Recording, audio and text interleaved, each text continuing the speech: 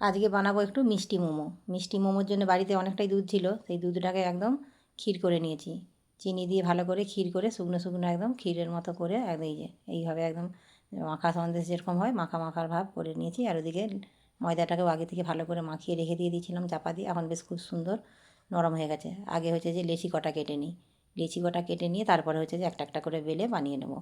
তবে এই রকম মোমোটা নিরামিষ দিনেও যারা নিরামিষ খায় তারাও বানাতে পারেন, কিংবা হচ্ছে যে ভোগের জন্যও বানানো যায়, যেহেতু মিষ্টি বেশ খুব সুন্দরভাবেও ভালোও লাগে খেতে।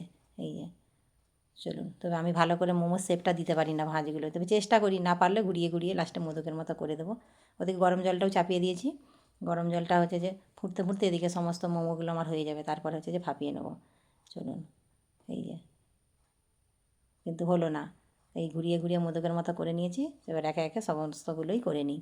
হয়ে গেছে আমার এদিকে সমস্ত মোমোগুলো তৈরি, ওদিকে জলটাও ঘুটে গেছে। এবার তার উপরে একটা ছিদ্রওয়ালা ছাড়ি নিয়ে নিয়েছি, দিয়ে তাই একটু হালকা করে তেলকে ব্রাশ করে এবারে একটা একটা করে সব মোমোগুলো বসিয়ে দেবো। এতে তবে আর কোনো কিছুই লাগবে না, এতে কোনো সসও লাগবে না, আর কিছুই লাগবে না, যেহেতু মিষ্টি সেই জন্য এমনিই খাওয়া হয়ে যাবে। 20 মিনিট ভাপিয়ে নেবো, 20 মিনিট ভাপিয়ে নিলেই সুন্দর করে হয়ে যাবে। এই যে হয়ে গেছে 20 মিনিট। এই যে দেখুন খুব সুন্দর সেদ্ধ হয়ে গেছে, আর একটা মিষ্টি গন্ধও বেরিয়েছে খুব সুন্দর। চলুন গরম গরম দিয়ে দিই বাচ্চাগুলোকে, ওরাও খেয়ে পড়তে বসবে, তারপরে আমি ওদেরকে নিয়ে একটু বসাবো পড়াতে। চলুন।